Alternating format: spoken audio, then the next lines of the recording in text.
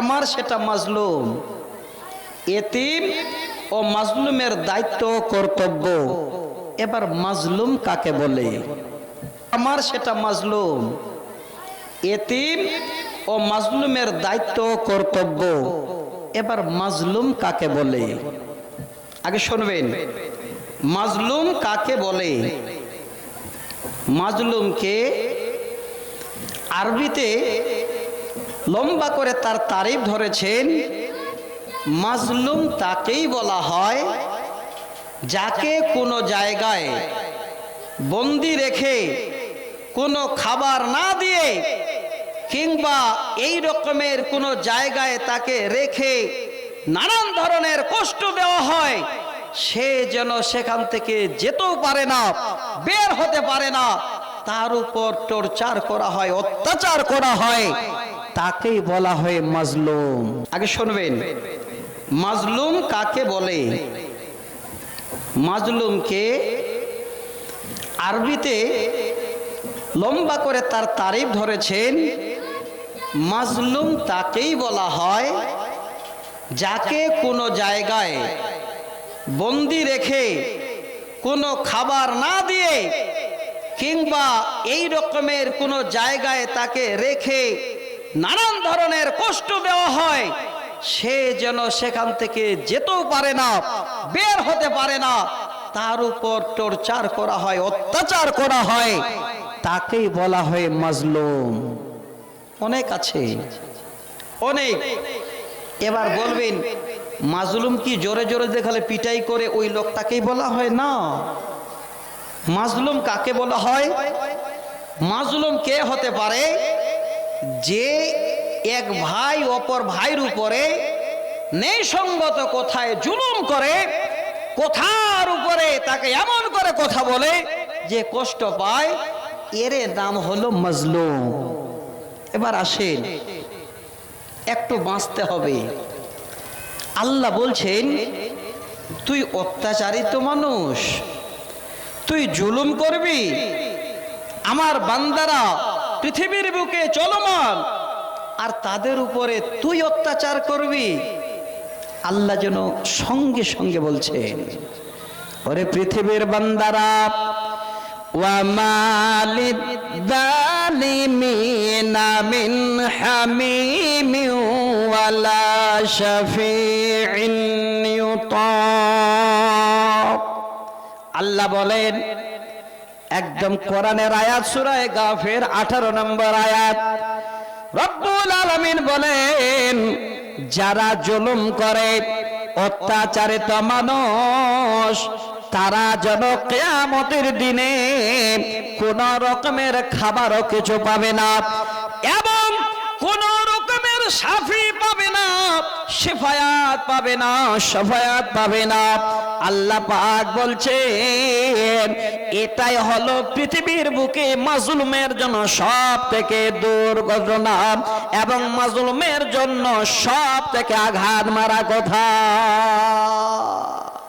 দুনিয়ায় তুই নেতাগিরি করবি, বাদশাহী চালাবি, মানুষের উপরে অত্যাচার করবি, এটা আমি আল্লাহ কোনোদিন মানতে পারি না। অন্য জায়গায় আল্লাহ কি বলছেন? সূরা হজ আয়াত নাম্বার ৭১, আল্লাহ বলছেন, ওয়ামালিদ যালিমিনা মিন নাসির। হে পৃথিবীর জালেম, যারা তোমরা পৃথিবীর বুকে অত্যাচার করো, মাজলুমদের উপরে যারা অন্যায় ভাবে আঘাত করো, অত্যাচার করো, কষ্ট দাও, শুনে নাও রে ভালো করে, যারা ওই মাজলুমের দায়িত্ব বহন করতে পারে না, জুলুম করে, কিয়ামতের দিনে ওই জালেমের জন্য কোনো রকমের সাহায্য আসবে না। সাহায্য বন্ধ। এই নাসির শব্দের মানে হলো মদদ, সাহায্য। আপনি এই জগতে অন্যায় করছেন, জুলুম করছেন, এটা নয় যে জুলুম শুধু মানুষের উপরেই করছেন, না। হতে পারে জুলুম আপনি করছেন মানুষের উপরে, হতে পারে জুলুম করছেন কোন প্রাণের উপরে, হতে পারে এরকমের আপনি পৃথিবীর সৃষ্টিগুলোর উপরে যেন অত্যাচার করছেন। আল্লাহ বলেন, হে বান্দা শুনে রাখ ভালো করে, যদি তুই অত্যাচারী হস, যেদিন কিয়ামতের দিন তুই আমার সামনে দাঁড়াবি, সেদিন যেন তোর কোনো রকমের সাহায্যের অবকাশ থাকবে না, সাহায্যই পাবি না। তবে যারা মাজলুম, যারা অসহায়, যদি কষ্ট পান, কোথাও যদি বিপদে পড়ে যান, আপনার উপরে অত্যাচার হয়, আপনি যদি হাত দুটো উঠান আর কি বলেন, আল্লাহ আজকে আমাকে এই তোমার বান্দা তোমার দুনিয়াতে বেঁধে রেখেছে, আল্লাহ আমার উপরে অত্যাচার করছে, আমার উপরে পিটাই করছে, আল্লাহ আমি একজন মাজলুম অসহায়, আমার ফরিয়াদ তোমার কাছে জানালাম গো মাবুদ, শুনে নেন ভালো করে, লিখে নেন ভালো করে।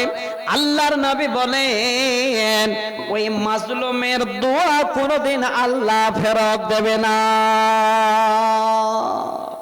সহি হাদিস। وعن أبي هريرة رضي الله تعالى عنه قال قال رسول الله صلى الله عليه وسلم ثلاث دعوة مستجابة لا شك فيهن। আল্লাহ রাসূল বলেন, তিন প্রকারের মানুষের দোয়া আল্লাহ পাক রব্বুল আলামিনের কাছে আকাকতে মিনতে আল্লাহ যেন কোন রকমের ফেরত দেবে না। লা শাক্কা ফিহিন্না, যার মধ্যে কোনো সন্দেহ নাই, আল্লাহর কাছে যদি হাত উঠিয়ে দেয় আর বলে, আল্লাহ আমার উপরে তোমার বান্দা এত জুলুম করছে, অন্যায় করছে, আল্লাহ যেন আর সহ্য হয় না, আপনি যদি আল্লাহর কাছে দোয়া করেন, আল্লাহ পাক বলেন, হে পৃথিবীর বান্দারে শুনে রাখ ভালো করে, আমার নবীর জবানিটাকে ভালো করে স্মরণ করে রাখ, তিন প্রকারের দোয়া, তিন প্রকার ব্যক্তির দোয়া আল্লাহ পাক কোনদিন যেন ফেরত দেন না। নাম্বার ওয়ান, তিনি কে, কার দোয়া ফেরত আসে না? আপনারা এই ভালো করে তিনটা জিনিস আপনারা একটু একটু করে শুনে রাখেন, জীবনে অনেক কাজে দেবে। যে তিন প্রকারের মানুষকে, এক নাম্বার হলো দাওয়াতুল ওয়ালিদে, যদি কারো মা বাবা একবার ছেলের জন্য বদদোয়া করে, একবার যদি হাত উঠিয়ে দেয়, ছেলের উপরে নারাজ হয়ে, জেনে রাখেন ওই মা বাবার দোয়া আল্লাহ কোনদিন যেন ফেরত দেবে না। সহি হাদিস। প্রথম হলো মা বাবা, একবার যদি বদদোয়া দিয়ে দেয়, জীবন তাবা, বরবাদ হয়ে যাবে। সহি বুখারীর লম্বা হাদিস আছে, কিন্তু সময় আর আমার বেশি নাই, থাকলে একটু আপনাদের আর ইঙ্গিত করতাম, কিন্তু আমি আমার পয়েন্ট নিয়ে আগাই, যেটা আমার বিষয় বলার সেই জায়গাটাতে যাই।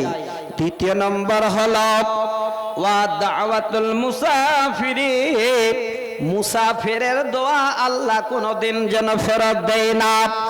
এই রকমের কোন একজন মুসাফির, সাফির আপনাদের গ্রামে চলে এসেছে, তার হাতে খাবার নাই, টাকা পয়সা নাই, বাড়ি যাবে এই রকমের কোনো যেন ব্যবস্থা নাই, ওই মুসাফির ঘুরে ফিরে বেড়াচ্ছে, কিছুই নাই।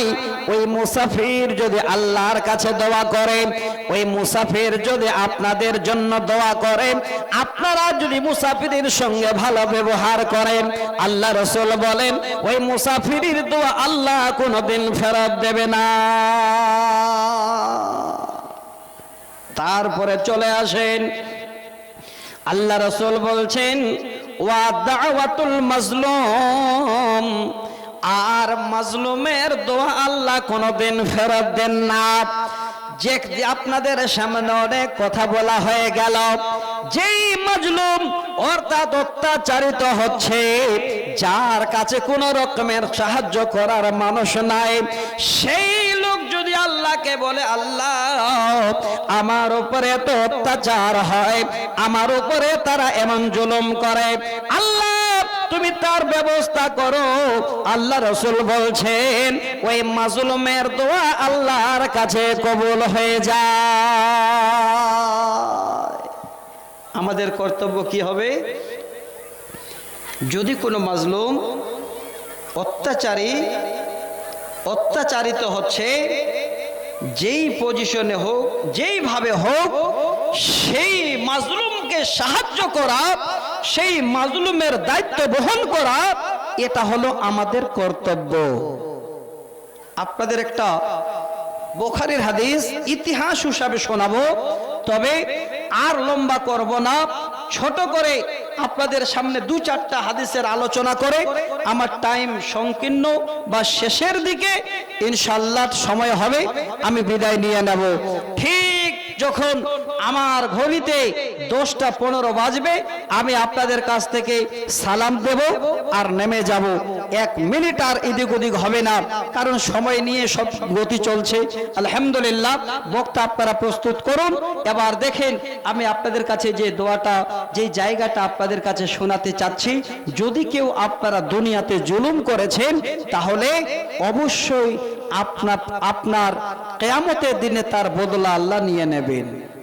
সহি হাদিস, নবীজি বলেন, ওয়া আন জাবিরিন রাদিয়াল্লাহু তাআলা আনহু قال أن رسول الله صلى الله عليه وسلم قال اتقوا الظلم فإن الظلم ظلمة يوم القيامة।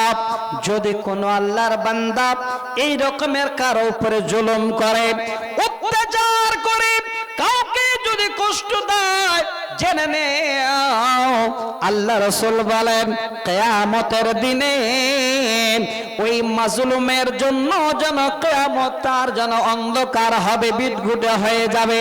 সেদিন যেন সেই মাজলুম আল্লাহ রাব্বুল আলামিনের কাছে যে দোয়া করবে, সেই জালেমের যেন কিয়ামত বরবাদ হয়ে যাবে। অতএব মানুষকে কষ্ট দেওয়া থেকে, মানুষকে অত্যাচার করা থেকে বাঁচেন। এই সমাজ, এটাই আমাদের আজকে শিক্ষণীয় বিষয় যে আল্লাহ পাক এই অত্যাচারটাকে হারাম করে দিয়েছেন। যদি কারো উপরে অত্যাচার করেন, তাহলে আপনার যেন রেহাই থাকবে না, কিয়ামতের দিন আপনি ধরা পড়ে যাবেন। কেমন? হাদিসটা শোনেন। এটা তো আমরা মানুষ, আল্লাহ জ্ঞান দিয়েছেন, বুঝার শক্তি দিয়েছেন। আল্লাহ রাসূল বলছেন, এই জগতে দেখবেন ছাগল বকরি মাঠে চড়াতে নিয়ে যাওয়া হয়। এবার কোন একটা বকরি তার শিংগুলো বড় আছে আর একটা বকরির শিং ছোট আছে, এমন করে মেরে দিল যে যেই বকরির শিং ছোট আছে, বড় শিংওয়ালা বকরি মেরে দিল, সে যেন ছোট শিংওয়ালার উপরে কি করলো? অত্যাচার করলো। আল্লাহ রাসূল বলছেন, কিয়ামতের দিনে এই যে অত্যাচার করলো, জুলুম করলো মাজলুমের উপরে, কিয়ামতের দিনে তার বদলাটাও আল্লাহ সেদিন তার কাছ থেকে করিয়ে নেবে। সহি হাদিস। ওয়া আন আবি হুরায়রা রাদিয়াল্লাহু তাআলা আনহু قال أن رسول الله صلى الله عليه وسلم لا تعدن الحقوق إلى أهلها يوم القيامة। আল্লাহ রাসূল বলছেন, যদি কেউ কোনো নিজের পরিবারের আহলের যদি হক আদায় না করে, কিয়ামতের দিনে তার অবস্থা কেমন হবে? হাত্তা ইয়াকাদা লিস